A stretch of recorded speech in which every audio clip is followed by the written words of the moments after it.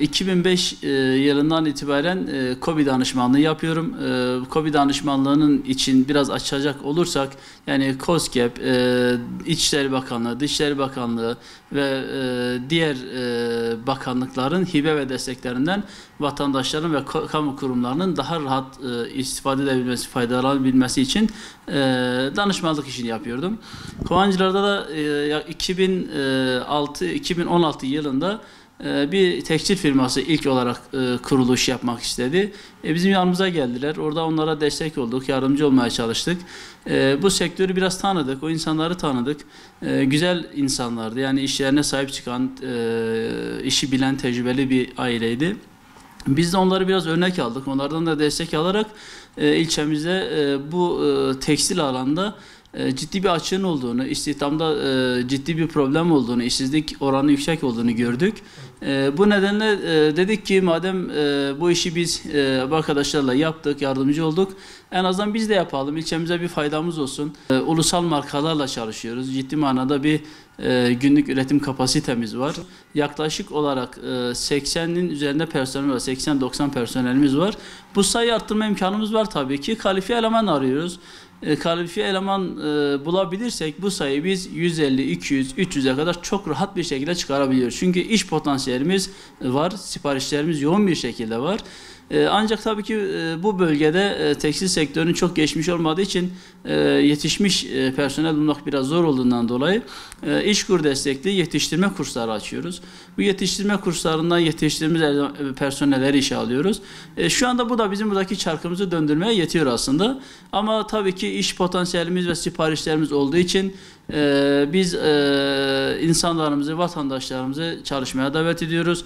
Personel sayımızı 300'e kadar da arttırabilirsek bunu karşılayacak iş gücümüz, iş imkanımız var. Gerçekten sektör olarak tabii ki şu sıkıntıları yaşıyoruz. Elazığ ve özellikle bizim ilçemiz şu anda 6. bölge teşviklerinden faydalanamıyor. Sadece Elazığ Organize Sanayi Bölgesi bu teşviklerden faydalanabiliyor. Bu teşviklerin en önemlisine sigorta ve enerji tüketim maliyetleri. Şu anda normal bir kişinin sigortası 1200'ün üzerinde bize maliyeti var. 1200 liranın organize sanayi bölgesi veyahut 6. bölgenin şartlarından, imkanlarından faydalanırsak kişi başı 60-70 liraya kadar düşebiliyor bu sigorta maliyeti.